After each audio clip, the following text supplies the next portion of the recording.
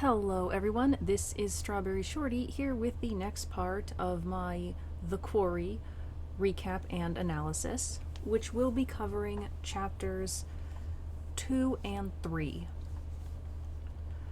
So, we start off chapter 2 heading to the general store, which I never knew a camp had a general store, but we head there with Emma and Jacob is picking the lock. And Emma gets the option to kick the door open or just, not. And I chose not to because I can't kick a door open. And why would you kick the door open? You're gonna get in trouble. I don't even want to be here. I want to be at the lodge. But, yeah. And I'm generally picking the nice options for every character, but didn't work so well so far. The cop was anxious. People were getting bored of Ryan. And, yeah. So, and yeah, Max got impatient. But I'm trying to be nice. So we go inside the general store. There's watermelons in there. Do watermelons go bad? Because it seems kind of weird they'd be locked inside the general store and abandoned. That's like a waste. Also, why are there watermelons in the general store? Are kids buying... Like if it was watermelon slices, I could understand, but this is whole freaking watermelons. But, yeah, whatever. So we find the safe from the Temperance Premonition, but cannot open it.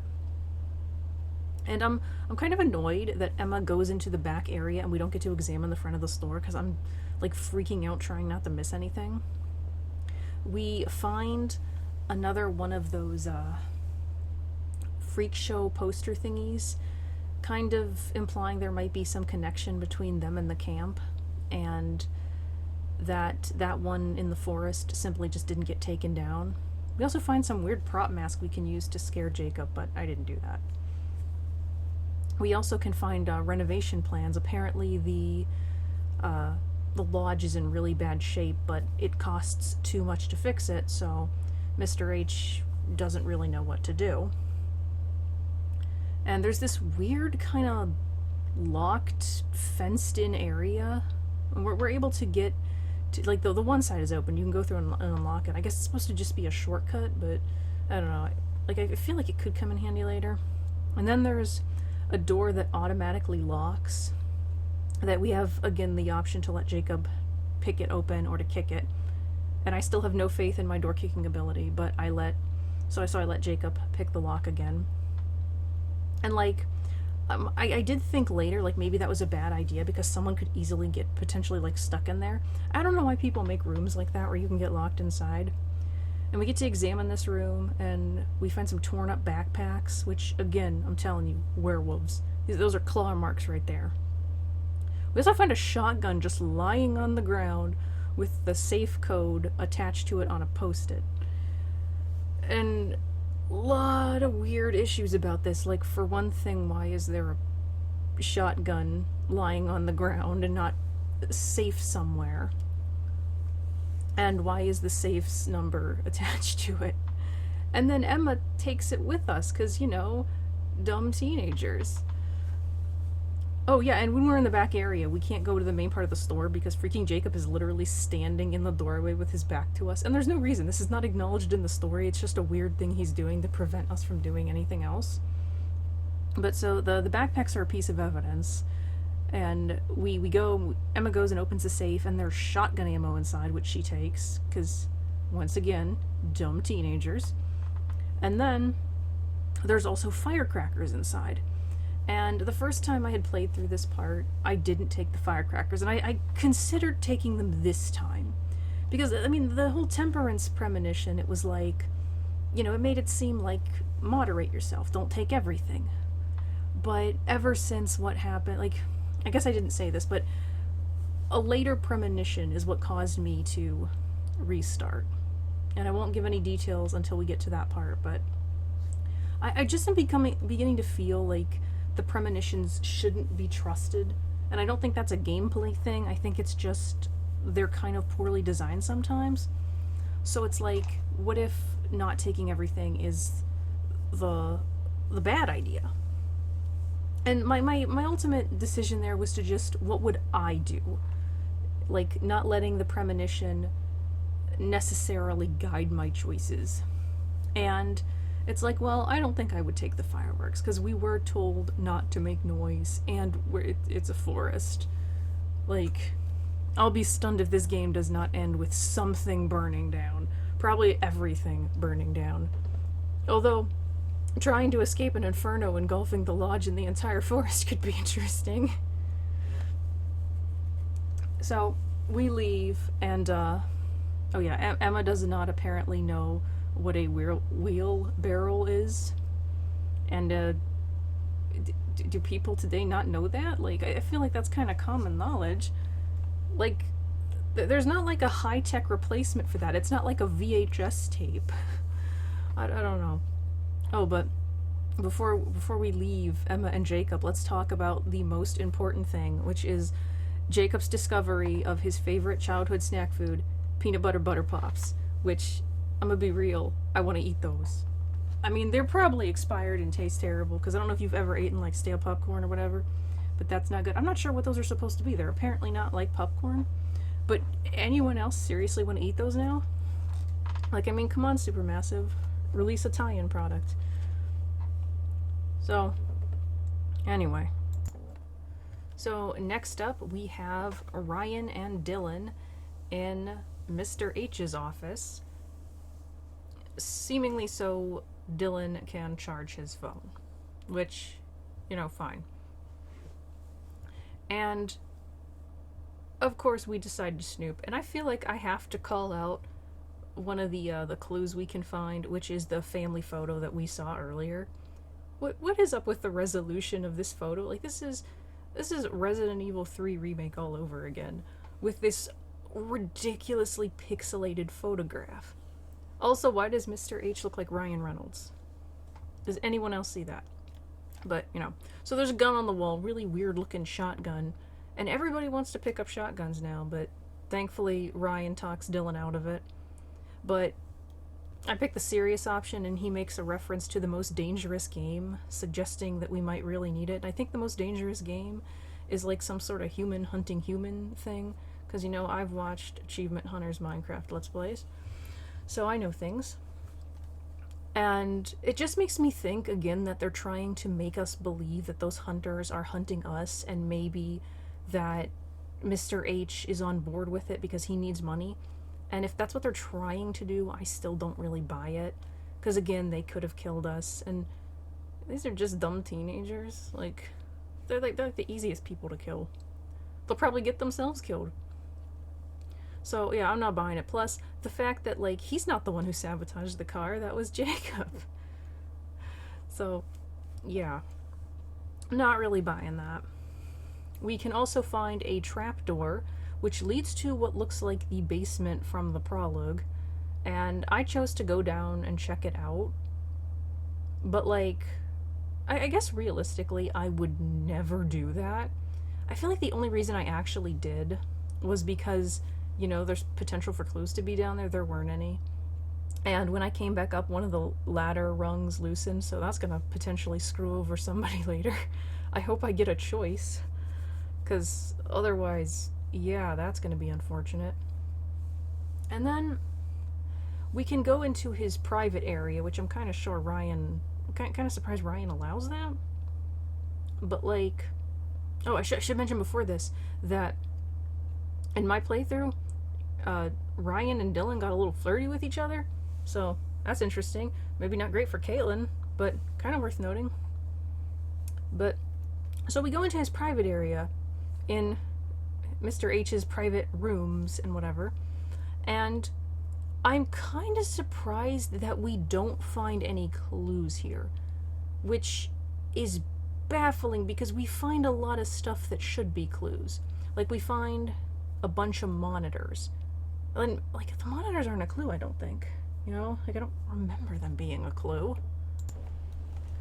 Yeah, like, the only clue you can find in the office is a journal that mentions Laura and Max. So we do learn that the prologue takes place months before this story, because they were supposed to be camp counselors that year and they never showed up. So we also know that they are currently unaccounted for. And I think Max has the highest chance of being dead and Laura might be alive, but I worry about what's going on with her if she's alive, because the idea of her being held captive somewhere is pretty horrible, especially for months. But we find so much stuff in the private area that it's kind of ridiculous none of it's a clue. Like, if you check the medicine cabinet in the bathroom, there are so many suspicious looking bottles of drugs, and they're just in bottles that looks like they're up to stuff. But that's not considered a clue. We find a secret spy camera room with like security cameras pointing out at the trails. That's not considered a clue. And they kind of freak out when they find this room, even though I actually think it kind of makes sense, even though it's weird the way it's hidden, because, like, what if one of the kids wanders away from the summer camp? What if a dangerous animal gets too close? Or, what if there's werewolves? But, so anyway, that's not a clue. If you watch the cameras, you can catch a glimpse of one of those hunter people. That's not considered a clue. We can find letters addressed to Max and Laura. Also not a clue. We can't open them either, which is so frustrating. There's a big map board with, like, notations. We can't even read those. Also not a clue. So it just kind of made this area feel like a dud. Like, there's so much suspicious stuff, but none of it is considered a clue. So I don't know what to make of that. But yeah, I think that he knows about the werewolves and that he's watching the trail to keep an eye on them. Why are they running a summer camp? Like, why would you run a summer camp in werewolf territory, though? So I guess that's kind of an unaccounted for, unanswered question. So as soon as we leave the secret room, the phones are charged to like 28%, and this is what they consider done. Like, they're like, oh yeah, done, fully charged, and it's like, no, they're not. They're not even remotely charged. Like I would try to waste as much time as possible to get my phone charged up to like as much as I could, not like 28%. Like, even if you don't think there's any danger, it just seems silly to me.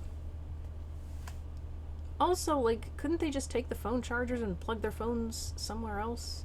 I mean, I know they're going for a party somewhere where I guess there's not electricity, but you just think they'd do something else. Anyway, so we switch over to playing as Nick, who is with Abby gathering firewood, and we get a choice to go to Shady Glade or it's Rocky Road. Or is it Rocky Ridge? I think it might be Rocky Ridge. I guess it doesn't really matter. I double checked. It's Rocky Road. So, I chose Shady Glen. Like, I feel like Rocky Road would probably end up being safer just to spite the players. But Shady Glen just sounds more like what I would choose to go. Like, I don't want a Rocky Road. And we can find a spy camera thingy, and I think this one is registered as a clue, and I think it's even tied into the secret room. But again, I swear the secret room was not a clue. I'm going to double check in my menu. Hold on a minute. Yeah, I double checked just to be sure, and it is not a clue. So that's kind of weird. There was also something in this area I didn't get to check because I accidentally progressed the story. So since I'm replaying this chapter, I'm gonna get it this time. It looks like some kind of a box. And in this box turns out to be a spare ranger uniform, which is apparently considered strange because I guess normally they're filled with other supplies. So we progress the story on. Nick and Abby share a nice little moment by some sort of scenic overlook place. And while we are doing this, we see a cute little baby animal that I thought was a pig at first, but I think it's a baby boar, and it's so adorable, and it's probably gonna die, but it's cute. I'd be fine if, like, all the teens die and that little pig just walks off into the sunset safe and happy. But so we get a interrupt segment to save Abby, potentially. We don't know if she's in danger. I choose to save Abby. I have no idea what's going on. Then we get attacked by what I'm guessing is the mother boar, the parent boar. Are boars dangerous? I don't know. They're big. So this is where we are introduced to a new mechanic called Don't Breathe. And you can see the names of all the tutorial videos in the little list on the menu where you can watch them, even if they're not all available. So if you saw the Don't Breathe segment, you're probably like equating it to the Don't Move segment from Until Dawn, which I personally hated because those were so tricky. Even if you put the controller down, you could sometimes mess up. And depending like what position you play in, that could be near impossible to pull off. So apparently the way this QTE is supposed to work is you hold the X button, and there's red lines on the side of the screen that are going down, and I think this is supposed to be how long you can hold your breath. And apparently you're just supposed to hold X until the red edges around the screen go away, and then that's safe, even if the enemy is still like right there. So the first 2 times I got this QT, I failed it. I actually did put effort into succeeding it this time around. Like, I wasn't intending to because I'm trying to stick to the same choices, but like, the only reason I failed it the first time was because it's not explained. Again, it's just another tutorial where it's just like, yeah, this QTE exists, and they don't really explain how exactly it works when you're supposed to run. Once you actually know how it works, it's kind of, I'll say comically easy now, but I'm pretty sure this first prompt was just a joke. We'll see when I'm in a more serious situation if it works out that well. But yeah. So we now switch over to Caitlin, who is at the fire pit with Ryan and Dylan, and she takes a picture. I thought there was going to be something to this, like she'd catch something on the camera, but I couldn't find nothing, so I just took a nice scenic photograph. I don't really know what the point is of that, but so yeah. And then the others show up. Well, the others, I mean Abby and Nick. And then right after that, the other 2 show up, Emma and Jacob. And Emma introduces herself by firing the shotgun into the air, I guess. We don't really see where she fires it, we just hear a gunshot, because, again, really dumb teenagers. I don't know what's wrong with her. She's so freaking stupid. And plus, guns aren't toys, you know? Like, what are you doing? And I do have to give Caitlin some credit in being the only one to repeatedly state how freaking dangerous guns are, and repeatedly calling out the others for how they're handling them. I do wonder if that's going to be like a story thing or it's just her. But, so, yeah. And they're like, oh, it's just a gun for shooting bears. And, like, part of me would kind of love it if the big twist of this story is they just have to fight bears. I don't know if that would go over well, but I think it would be a little funny. And yeah, so playing around with guns, especially a shotgun, is never okay unless peanut butter pops are on the line, and they are. So Jacob and Nick are going to have a shootout to see who can win the right to have them. I don't think this makes much sense for about 20 different reasons. First of all, Jacob found them first. Second, they could share, for crying out loud. And 3, you're shooting guns. Like, this is not a playground. And even though, like, as Caitlin, you can be against this, they'll still go along with it. And that's a problem I'm having, is characters going along with stuff that I disagree with. Like what happened in the prologue, where, you know, I was compliant with the idea to head to the motel, but my character was then like, no, we're going to the quarry, going to the camp. And I'd almost forgotten to mention it. It's the same thing with Ryan. When Ryan shows up in the office, I didn't think anything of it because that's part of the lodge. And of course, he'd want to supervise anything going on in there. Like, I could see him letting Dylan in to charge his phone. But now Ryan is at the party with the others, even though, you know, I had him stick to his guns and even say he was going to be in the lodge. So, like, why is he here? There was no conversation where we convinced him to go. And it's just kind of aggravating because that's just not what I picked. And so we have this this shooting mini game of sorts, and you have to aim the flashlight at things and shoot, and trying to aim that flashlight is hard, and you can never really tell how well you're actually aiming it, like what it will consider the flashlight being on it.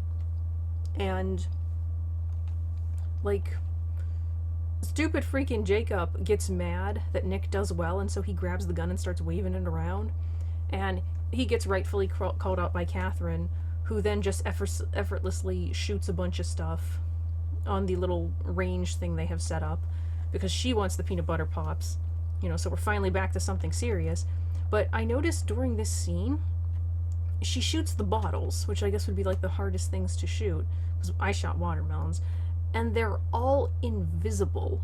Like, you can see them when they're on the ledge, waiting to be shot, but when she actually shoots them, you can't see anything. I think you see, like, the glass breaking, but not the bottle itself as it's getting shot. Like, it's really freaking weird. It's a strange glitch. And for the whole shooting thing, we switch to control of Nick. And by this point, I'm kind of noticing that Caitlin is not really getting, like, anything. Like, I feel like that time at the fire pit was the only time we got to control her so far. And she didn't really get to do or say much. I don't feel like she did anything impactful. She just took a photo with her phone. So that's kind of weird. Anyway, so we move on to controlling Ryan as the fire is going, and they decide to play Truth or Dare, which I have no interest in Truth or Dare. I think people do and ask stupid things. I generally have no interest in playing it, but if the game forces me, I will always pick Truth.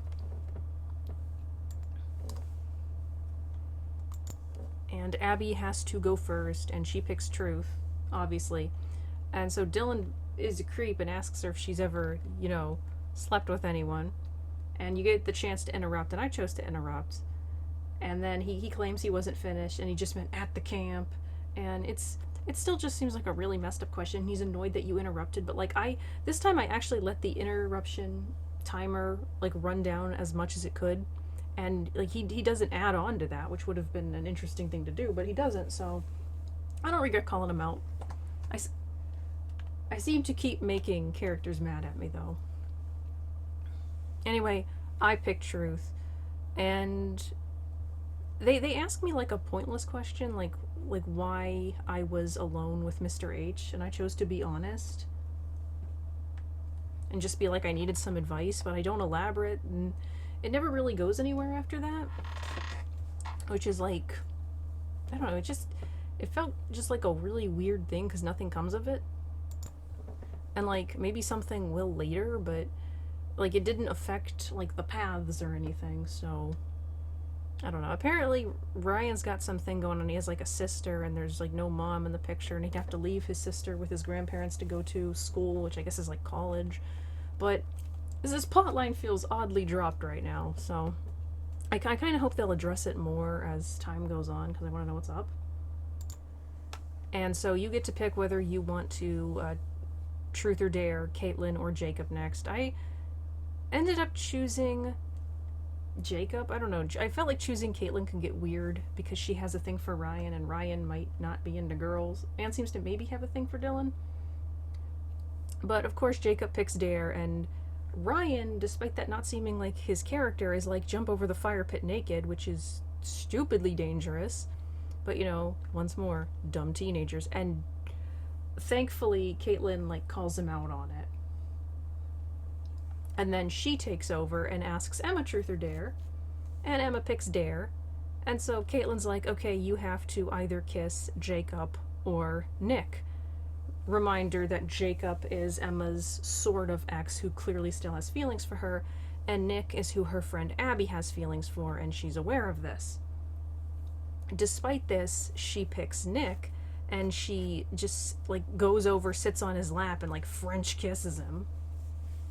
And Abby gets upset and runs off, and Jacob gets upset and runs off, and Emma's kind of horrible.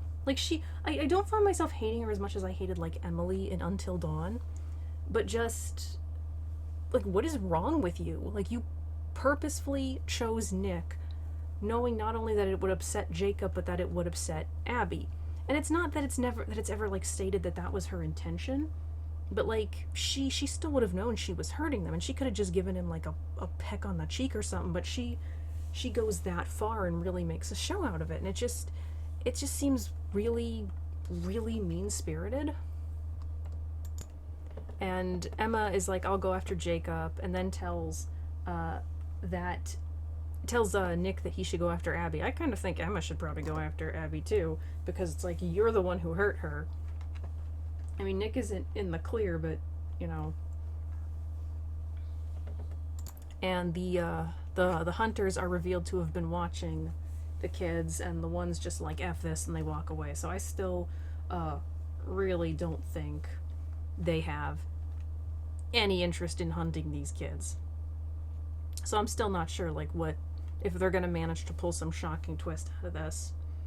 And then we find ourselves back with the fortune teller woman, but we didn't find any cards this chapter. I believe the card for this chapter, I think some chapters have multiple cards, but I think the only card in this chapter requires you to choose Rocky Road instead of Shady Glen, and then you don't get the clue.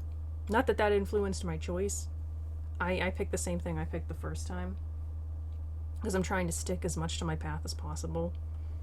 About the only thing from here on that I intend to change is not messing up, if I can, not messing up the next Don't Breathe QTE, because I still hate those QTEs.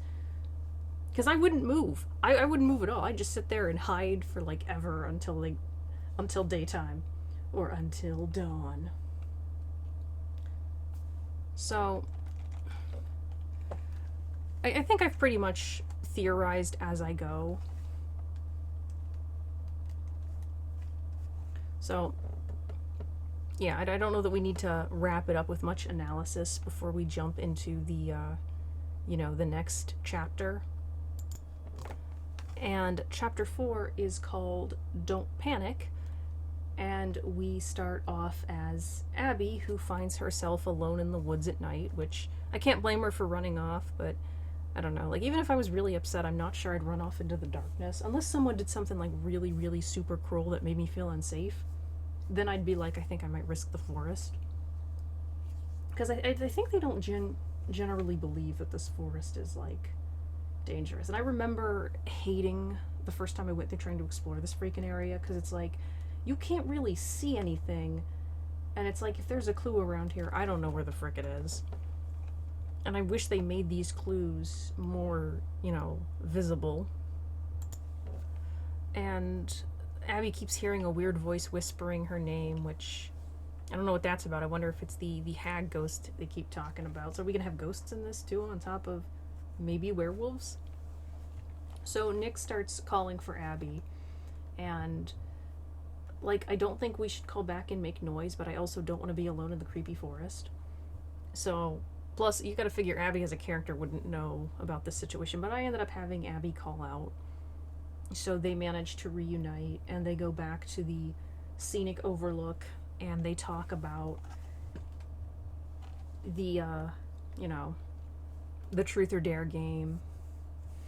And there's this, like, super weird interruption kind of thing where you can kiss Nick.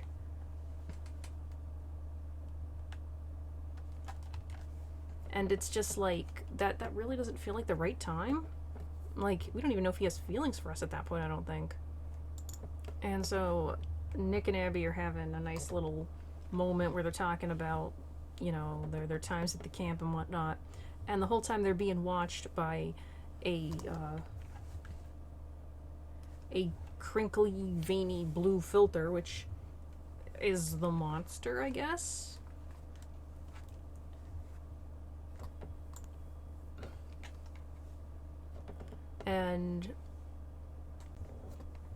And so eventually they hear noise, and the monster shows up, and it looks like, we can't see it too clearly, but it looks kind of like a red Wendigo.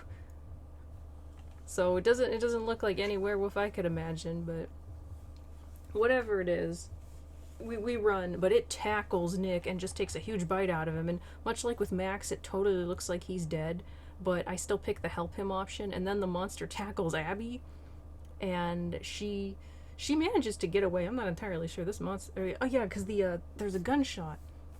So again, I think it's the hunters, and I think that they're not enemies. But when Abby gets free, she freaks out and she just runs. And Nick is just lying there bleeding. And so as Abby, we're getting chased by the Wendigo. You get an option to run or hide. I chose to hide because I'm not a fast runner, and I don't really take her as one either. And this thing seems super fast.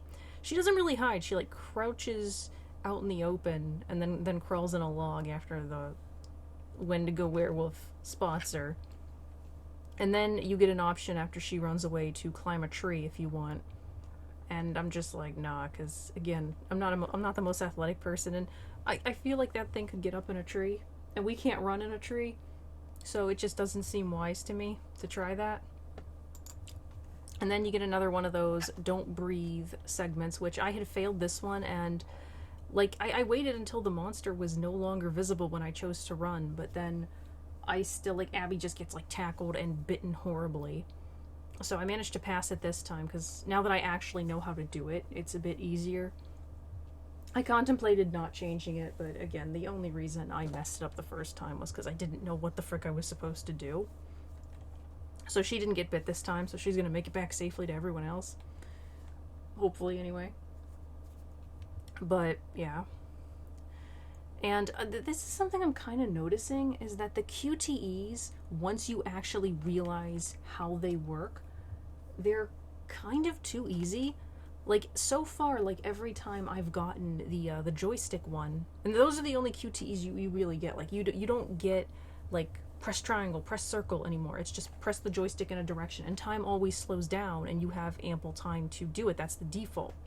So it doesn't seem likely that you're ever going to mess those QTEs up. And again, the don't breathe one, once you actually know how the frick it works, it's not hard. You just hold X until the red goes away. So from here we switch to Jacob, who is crying, and actually you kind of feel sorry for him. And he's sitting at the on dock at the lake, and Emma finds him and tries to talk some sense into him, and I still don't know what he sees in her. But I do like that he kind of calls her out a little bit on the fact that she's kind of being a jerk and toying with him. And when he tries to storm off, she does notice that he's wearing her bracelet. Nothing more has come of that, but I don't know, maybe it's going to lead to one of those moments where it's like, you can't die, you promised you'd return my bracelet to me, or something weird like that. I don't know, I really want to know where this bracelet thing goes. And then she suddenly is like, hey, let's take our clothes off and go swimming in the lake. So, they're probably gonna die. And then it shows us the bottom of the lake where there's some sort of like meditating corpse thing. That's nice. I don't want to go in the water after seeing that. And like, I gotta imagine kids go swimming in there all summer. Like, aren't they gonna get a disease or something swimming in corpse-infested waters? Just a thought. And we can find a newspaper about some missing, like, hikers or whatever.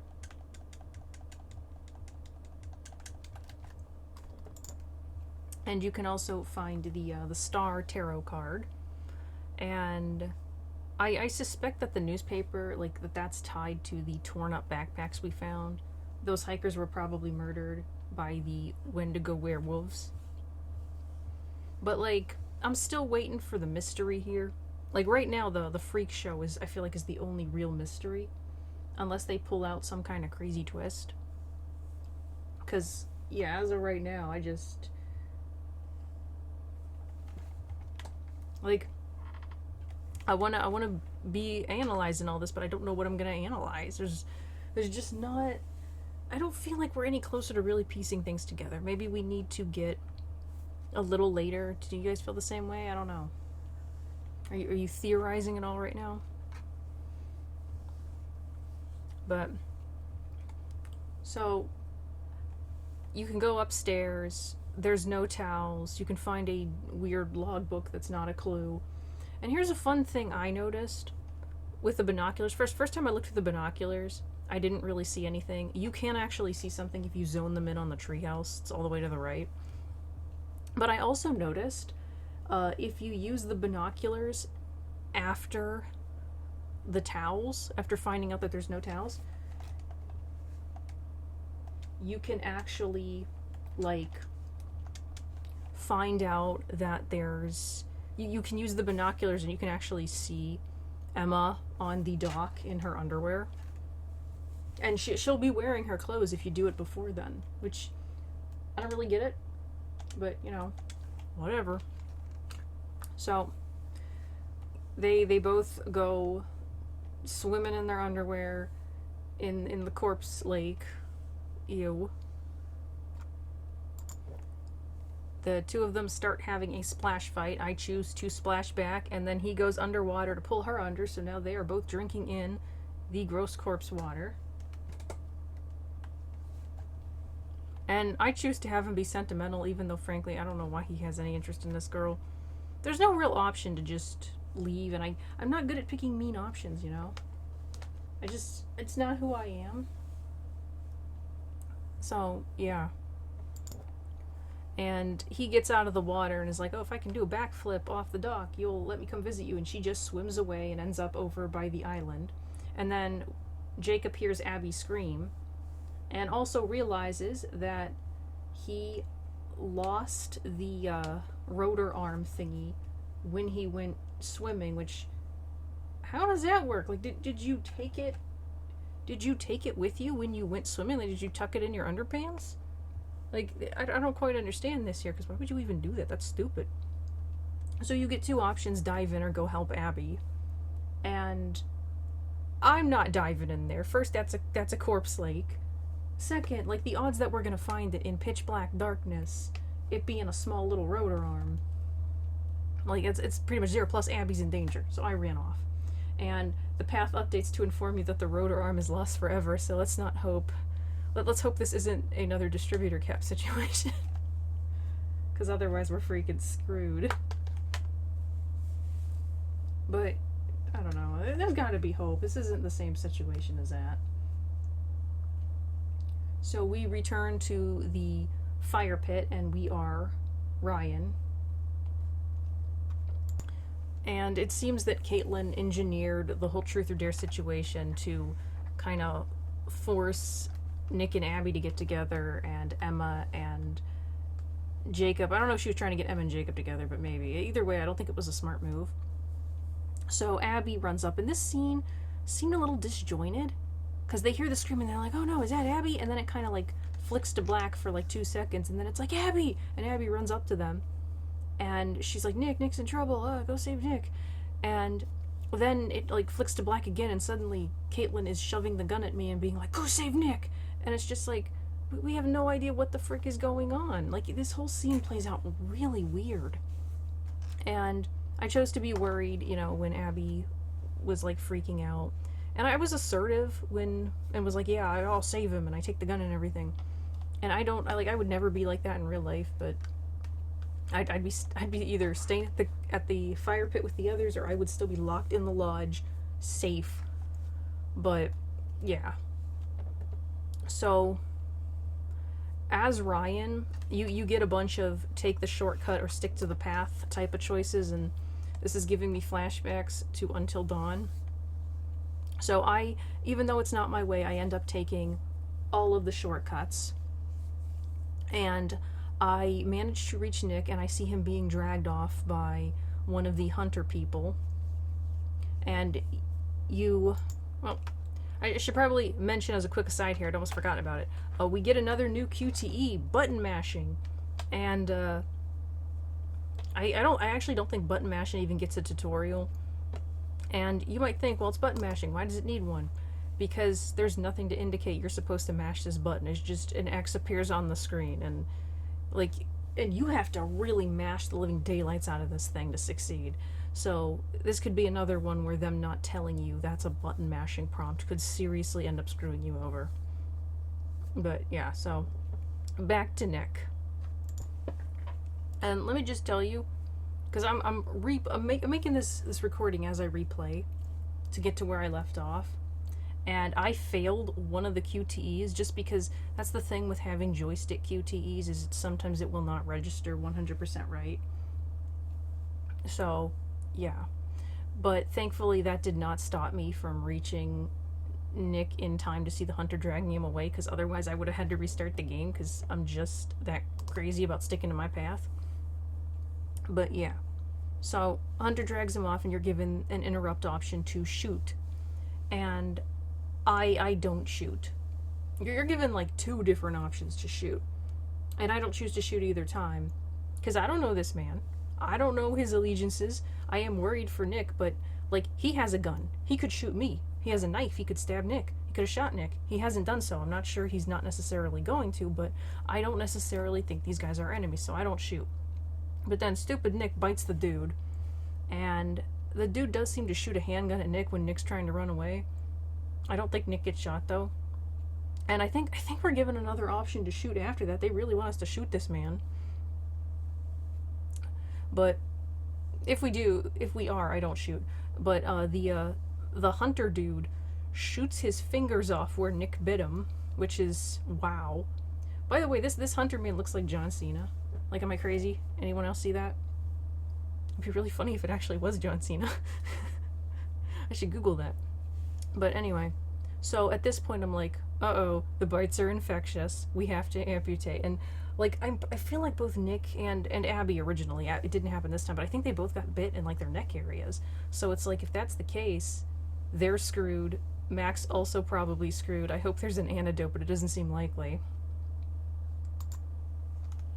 So we help Nick get away at that point. And again, the hunter man could have shot Nick and Ryan, but he doesn't.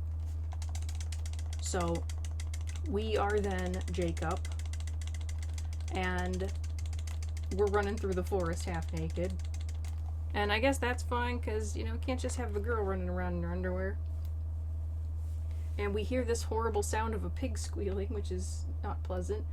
And Jacob gets the option to call out, which I don't do that because that's stupid. And then 5 seconds later, he basically shouts out anyway. And then the stupid idiot gets caught in one of them leg traps and gets strung up. But the hunter we just met stumbles across him, and you can plead with him or threaten him. I chose to plead with him to let me go, because why are you going to threaten him in this situation? That's just stupid. That's a good way to get yourself stabbed. And the guy does cut us down, and he's kind of like hovering over you, and you have the option to throw dirt at him, which, again, I'm not going to attack these people without reason. They haven't really done anything. And he ends up pouring blood all over Jacob's face. And I'm beginning to think this is like a Walking Dead scenario. You know, you pour their blood on you and they can't sense you as good or something.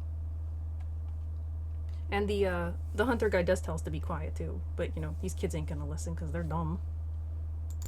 We unlock a new path by doing this where it says we didn't distract the hunter. That might be a bad thing in the long run, but I don't know. I feel like I did the right thing. And as he leaves, he says a strange thing like, "Where did you get to now, girly?" Implying he's after a female, like maybe the werewolf Wendigo is a girl, or maybe he's after one of the girls in our group. I'm not entirely sure. And as Jacob runs off into the night, we scroll upwards to see a single boar hanging from a rope trap, probably dead. It looks like the parent, so I guess the baby is still unaccounted for. We can only hope they are safe. At this point, we return to Miss Fortune Teller, and we see the premonition that caused all of this, which is to say why I am replaying the game. And so this premonition shows Emma shining her light up on a trapdoor. And yeah. So she's shining the light up on this trapdoor and gets, like, it looks like she gets attacked and then takes a picture, and the summary for this seems to strongly suggest that you want to encounter this enemy. but we'll move on. And I think I may have made a mistake with my chapter title somehow. I think I got the order mixed up. So this chapter 3 is actually apparently called Trouble in Paradise, and Don't Panic is the next chapter. So sorry for that super weird mistake, but anyway, I don't know that there's too much to analyze at this point. Maybe we're still too early. Like, I just don't feel like we have enough information to really say anything else. I also feel like we didn't find a lot of clues as of now. Like, I think we found the hiking article, and that's about it. And like in chapter 2 we found like what might have been the start of some things, but we don't have enough information yet. I do want to know who the girl is that the hunters are after, if it's one of our group or not. And if it does turn out that the bites are indeed infectious, what does that mean for our characters? So, that's all for now. Please start some discussions in the comments. Let me know what you thought of the video. Let me know your theories. And I'll see you all next time. Bye!